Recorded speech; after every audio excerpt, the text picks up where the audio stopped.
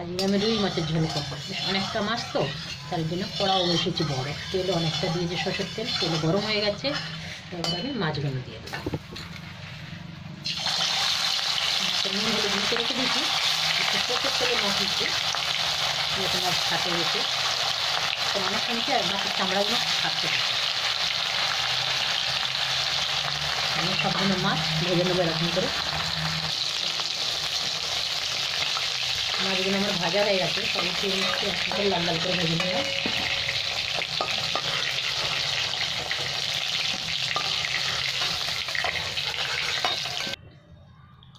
এরকম করে আমি মাছগুলো সব ভেজে নিয়েছি।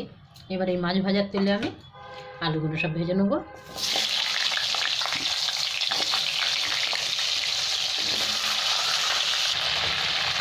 এবার এই আলুর মধ্যে একটু হলুদ দিয়ে দিলাম, ভালো করে ভেজে নেব লাল লাল করে। এখন আবার আলুগুলো সব ভাজা হয়ে গেছে, সব আলুগুলো আবার তেলের থেকে উঠিয়ে নেব। এই তেলের মধ্যে একটু কালো জিরে আর পেঁয়াজ দিয়ে দেবো, তারপরে আমরা আবার মশলাটা করে নেব। আজকের মাছের ঝোলটা আমার মা এরকম করছে, মা রান্নাটাই আজকের আমি করছি। আর মা কিন্তু বেশি খুব মশলা ব্যবহার করতে নেই। কালো জিরে দিয়ে দিলাম। এবার এখানে দুটো পেঁয়াজ কেটে রেখেছি ছোটো ছোটো,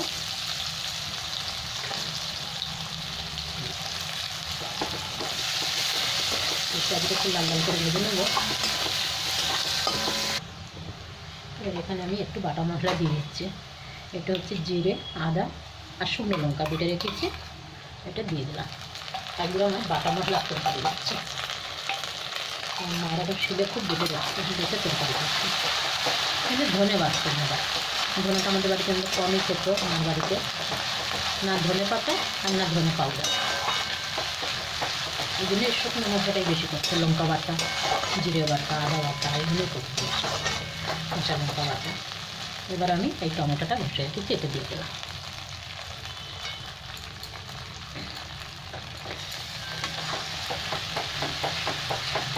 এটাকে ভালো করে একটু তেল ছাড়া পর্যন্ত আমি ভেজে নেবো মশলাটা। তেল ছেড়ে দিচ্ছে মশলায়।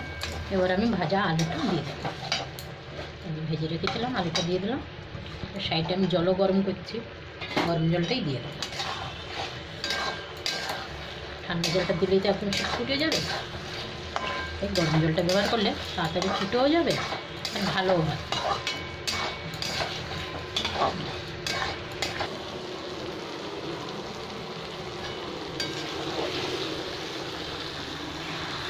গরম জলটা দিয়ে দিলাম।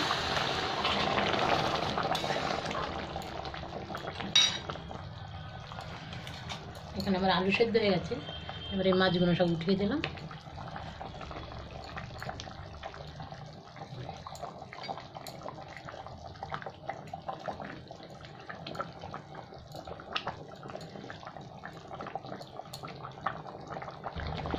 এখানে আমার মাছের ঝোল হয়ে গেছে, এবার আমি গ্যাসটা বন্ধ করে দিলাম। সুন্দর হয়েছে, সেন্টটা খুব সুন্দর আসছে।